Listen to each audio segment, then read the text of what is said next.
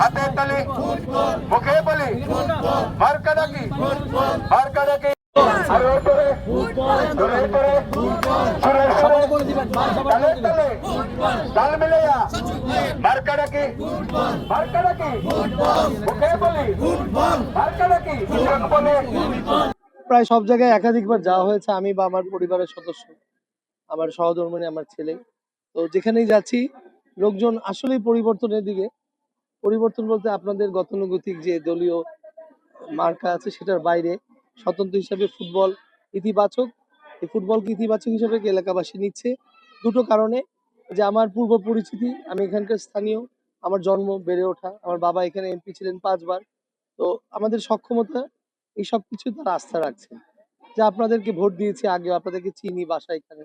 তো যে কোনো সমস্যায় পড়লে সুরক্ষা নিরাপত্তার জন্য সে আস্থার স্থল হিসাবে আমাকে খুঁজে নিচ্ছেন তারা। এখন পর্যন্ত কোনো অভিযোগ আছে কিনা পরিবেশ কেমন? তেমন কোনো অভিযোগ নাই।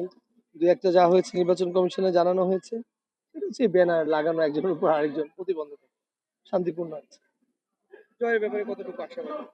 আলহামদুলিল্লাহ, এলাকাবাসী হিসেবে না, আমি স্থানীয়, এখানে অর্ধেক ভোট স্থানীয়দের। তো দেশের মিরপুরের সন্তান হিসেবে তাদের প্রতি আমার যে গ্রহণযোগ্যতা বা আবেদন, তারা আমাকে ওভাবে নিচ্ছেন। এছাড়াও সর্বস্তরের জনগণের সাথে আমার সম্পৃক্ততা আছে তৃণমূলে। আমি 17টি বছর বিএনপির নেতাকর্মীদের নিয়ে এই এলাকায় আন্দোলন, সংগ্রাম, নির্যাতন, 80টি মামলা নিয়ে তাদেরকে ঐক্যবদ্ধ করে রেখেছিলাম। বিধায় সেই ভক্ত শ্রেণীতে রয়ে গেছে আমার জন্য। তো আমি সর্বস্তরে জনগণ থেকে সাড়া পাচ্ছি।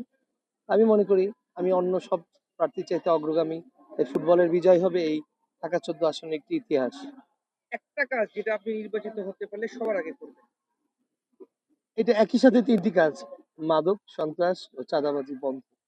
প্রথম দিন থেকেই এই জিরো টলারেন্স নীতি নিয়ে অপরাধের বিপক্ষে আমি কাজ শুরু করব, এলাকাবাসীর সমন্বয়, এটি আমার কমিটমেন্ট।